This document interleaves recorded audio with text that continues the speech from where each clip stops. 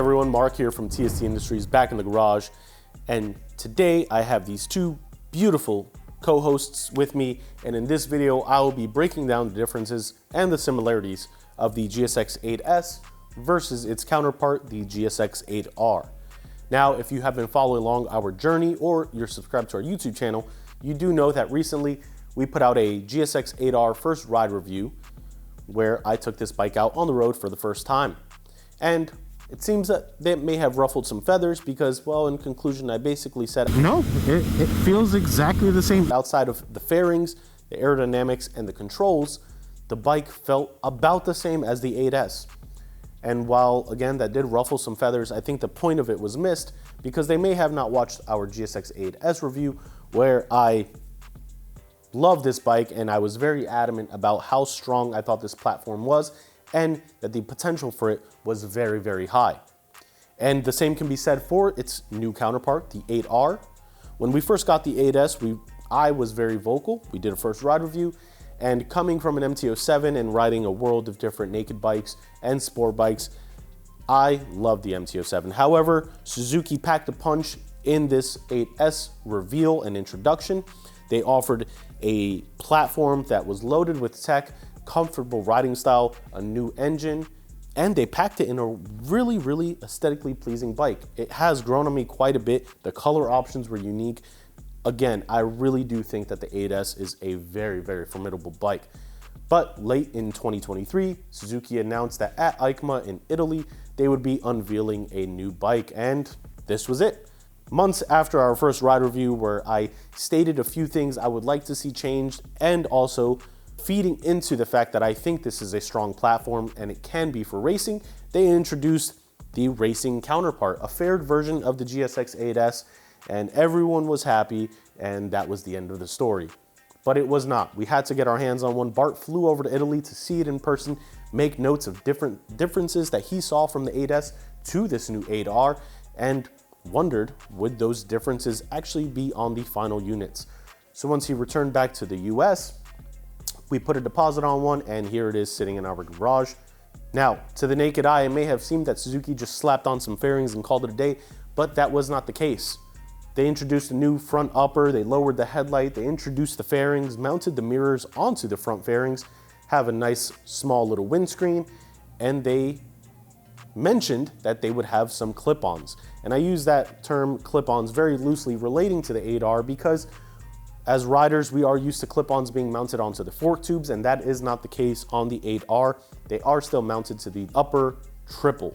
So that is something to note as you are looking and riding and exploring the options of both bikes. But let's go ahead and start from the front, work our way back, and I will show you just how similar these bikes are while still providing differences that are subtle and meaningful. So front fenders, exactly the same. The color options are different. I do love this white and blue color scheme on the 8S, but seeing the 8R in person with this silver and red color scheme really is pleasing to the eye, and it's a breath of fresh air. As I mentioned, the headlights are lower on the 8R versus the 8S, but it's not by much. However, that will make a difference when you are riding in unfavorable conditions where you need to light the road ahead of you. Going on a little bit up, we do have a new windscreen on the 8R where, well, the 8S is lacking that completely. And if you watched our 8S first ride review, you will know that I was very vocal that naked bikes are terrible in the wind. When you're riding at high speeds, you really do find yourself fighting the bike a lot. That is not the case on this 8R with this windscreen. And after speaking with the team over at Zero Gravity, I do know that they are working on a windscreen option, so that could only mean even more improved aerodynamics on this already well-rounded machine.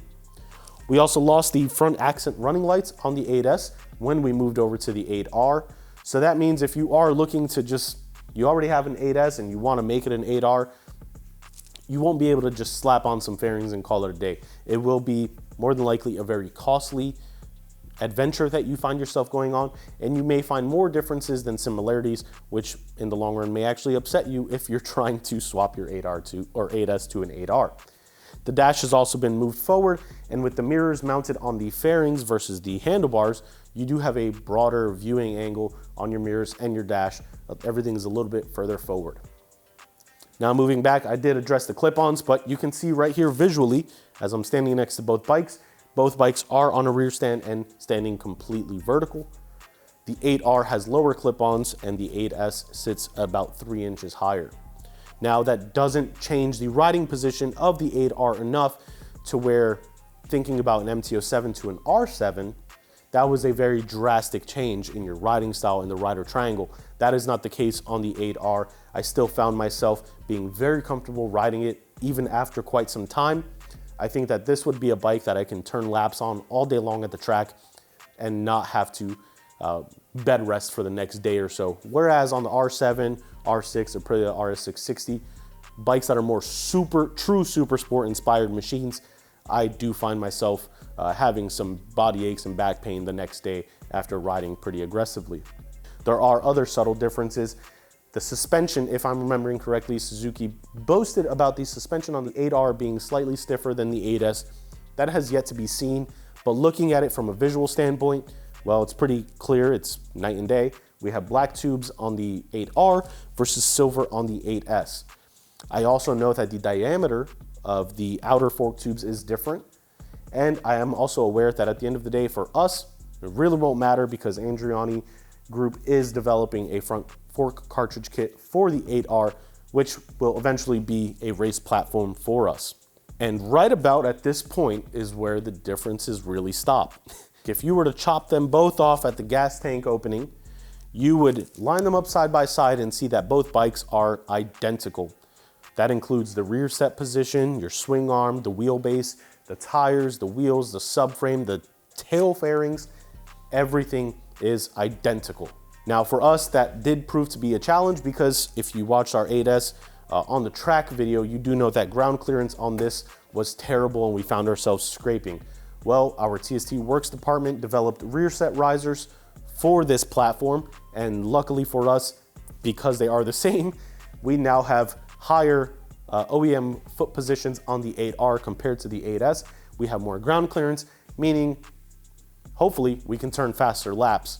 But that is yet to be seen. We do have to take both bikes to the track to really tell if the difference in the riding style and the suspension is different enough to really make a difference. The seat height is exactly the same. The fuel capacity and fuel tank is exactly the same. We have tested a plethora of exhausts on the 8S. And when we purchased our 8R, we verified fitment of those same exhausts on the 8R. No clearance issues. Every exhaust that we have tested and tuned for this with our velocity, with our intake system and our works tune is completely compatible from the 8R to the 8S and vice versa. So our performance mods that we currently have, the tune that we currently offer, the exhaust that we plan on carrying, all of that is exactly the same. Now frame sliders are different, and that is only because of the introduction of the fairings. However, we are working on that system. You can see the 8S, we have frame sliders here, the 8R has none, but moving down, we have our water pump cover on the 8S, and the 8R will share that same product. As far as tech goes on this platform, we see standard quick shifter up and down, auto blipper, riding modes, traction control, and ABS offered on both models. So whether you choose one or the other, neither are lacking in that department. Now, there is a price difference between the two, with the 8R being slightly more expensive. And I should also mention that when we took both bikes to the dyno, when we first got them, we did see that the 8R had a 2 horsepower higher reading than the 8S. Now, there are a ton of things that can contribute to that. I will not break that down in this video, but in short, we do not believe that that is a consistent difference. I would be pretty dead set on telling you that if you took both bikes straight from the dealership floor to the dyno on the same day under the same conditions, they would be almost identical and the 2 horsepower difference would more than likely not exist. But we are waiting to see. We do know our friends and buddies over at Two Wheel Dyno Works plan on getting their hands on one of these. We'll be able to tell if geographically that makes a difference as well. Performance we've covered price, we've covered aesthetics and riding feel. What else is there to break down? Not much. And that is why at the end of the day, in the first ride review for the 8R, I did make that claim that I felt like the bikes were the same. And that is not a bad thing. These bikes are very, very formidable platforms. I do foresee the 8R becoming a race bike that we see in a lot of paddocks to replace some of those other parallel twins. And I think that at the end of the day, is very good for the entire motorcycle industry. Suzuki, again, really packed a strong punch, and they followed up with a left hook out of nowhere, releasing the 8R. And I really do think that this 1-2 combo is one that we're gonna see on the road quite a bit. Now, where do these bikes fit in your garage or in the grand scheme of things is yet to be determined. If you are a naked bike type of rider, I think that you should try and get your hands on the 8S, take it for a spin, and see the value that you get when you purchase this bike. Taking into consideration the price and all the features you get with it, I think you'll be pretty impressed. I was not a Suzuki fanboy at all. However, they have completely changed my perception on them as a company. They were always kind of stuck in their ways, offering very reliable bikes that were kind of just there for me. But with the introduction of these two and even the V-Strom, which is an adventure style bike with the same motor, they've really changed the game, and I'm excited. The 8S is for those riders that are looking for comfort and pep, having some fun, and don't need all the fairings and bells and whistles, but still get those amenities. Whereas the 8R isn't really a true super sport in a sense when you think of like an R6 or an R7, because the riding style, everything else about this bike does scream super sport in a sense. I know that is debatable and might be a hot take because it doesn't have an inline four and it's a parallel twin, and some riders are bored of that or think that they don't make as much power. But I do believe that we will see triple-digit horsepower readings from the 8R once we're all said and done, and we really try and wring out the most reliable power out of this platform as possible. If you're a rider of either of these bikes, be sure to leave us a comment, let us know your thoughts. If you have one or the other and want to switch, I hope this video helps you make that decision, or at least offers an insight as to whether or not one or the other is right for you. If you haven't already, hit that subscribe button, turn the notification bell on to stay up to date with all the new and exciting videos we've got coming out on both of these platforms and any other bike that rolls in our garage. Be sure to stop by our website, TST Industries. We've got a ton of parts for these bikes and any other bike that may be in your garage. We also got some pretty sweet merch. It is cold today. I'm wearing a hoodie and our new beanies. Love these. So be sure to check them out on our website, tstindustries.com. The link is in the description below. And lastly, give us a follow on social media, Facebook, Instagram, Twitter, all username TST Industries. For now, this has been Mark in the TST Garage, and we will catch you all next time.